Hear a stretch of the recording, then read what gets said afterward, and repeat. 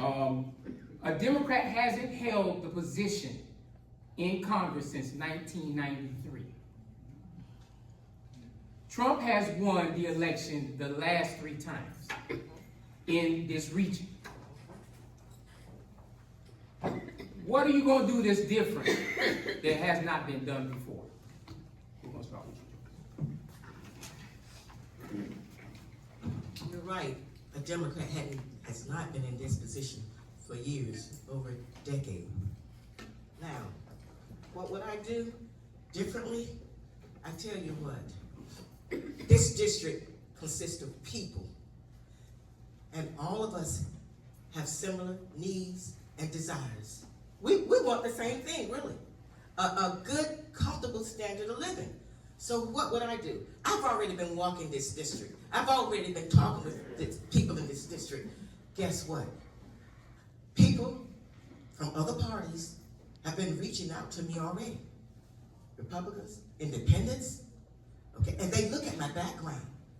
Some of them have met me already. Some other people have told them about me and my desire to serve the people and make sure all people have a place at the table. So what I'm doing, we've already formed a coalition across this 1st Congressional District. So what I'm doing is enhancing that coalition to include those that have been left out. There's a lot of people that's been left out in this district.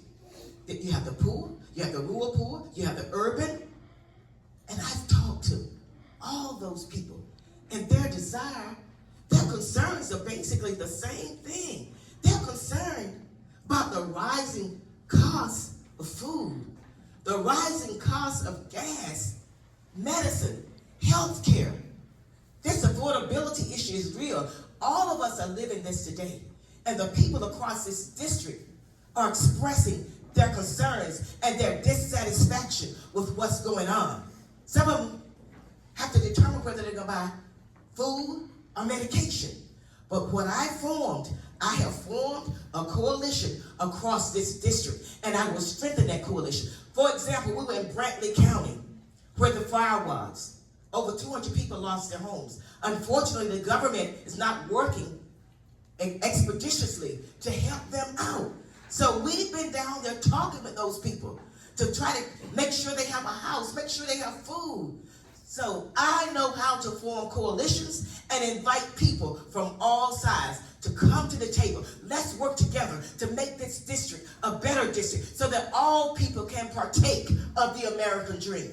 And that's what I stand for the people over politics. And I am sincere about it. I'm passionate about it. I'm a fighter for all people. Oh, yeah. I think one of the things I'm most proud about this election and this season of our campaign is that we are running an intergenerational, multiracial coalition. My youngest staff member is 19. My oldest volunteer is 86. And we are all showing up together. We have over 200 volunteers and around 300 so odd individual donors to this campaign. And when I talked to them, I asked them, why did you come to this campaign? And they said, because we see something different in you. We understand that you have the experience, you understand what it's going to take, and more than anything, you've gotten national endorsements that we haven't seen before. The Georgia Working Families Party has endorsed me. That's the first time they've ever endorsed a candidate. Why did they endorse me? Because of my 10-point affordability agenda that I'm releasing. It is about lowering costs, creating more opportunity, and protecting our working families. And so that's the type of campaign that I'm running and the type of congresswoman that I will be. It's not just about hearing folks, but it's also about how do you find that common thread. When I was in Glenn County, I talked to Ms. Kendra Cash. She is charged of Jobs Plus out there. And we went back and forth, and I said, how can I help you in my current position where I am now? And she said, well, you know what? We have a problem with public transportation. And I said, oh, well, let's do a petition. So we are starting a petition in Glenn County to get over 2,500 signatures to make sure these people will talk about why the county needs to participate in public transportation.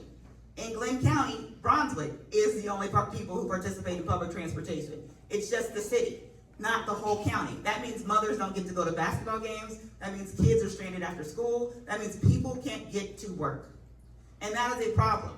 And we need to figure out how to pressure those local governments to make sure they release those dollars to actually provide opportunities. When I met with Georgia Ports Authority, one of the biggest problems they said is driver's license and public transportation. That is why we have a hard retention problem. That is why we can't hire many locals here. That's a problem. They're responsible for 1,900 jobs directly employed by Georgia Ports Authority.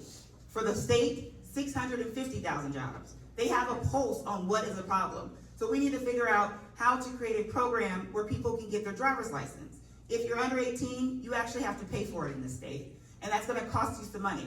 Most folks wait till they're 18, but sometimes that's a little too late. So we need to talk with the school districts in the first congressional district. We need to talk to the state representatives that there is a problem that we need to address with our labor market. And it's very simple. It is public transportation and it's a driver's license.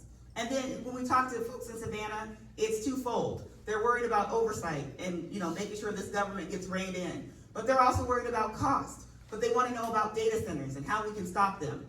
Some folks have proposed ideas of the government owning data centers. We can't even regulate them. How can the government own them? When I get to Congress, I want to make sure that we're doing regulations. We reinstate EPA, which is the Environmental Protection Agency. We need to make sure that we're speaking to everyone. And so when I listen to all the folks who are part of my coalition, they tell me about the environment, they tell me about justice, they tell me about the economy, and we make that part of our agenda, and we make sure they feel heard, and we bring them all in. There's not a bad idea in my coalition, and we plan to expand that across the district, continuing to help people. Thank you.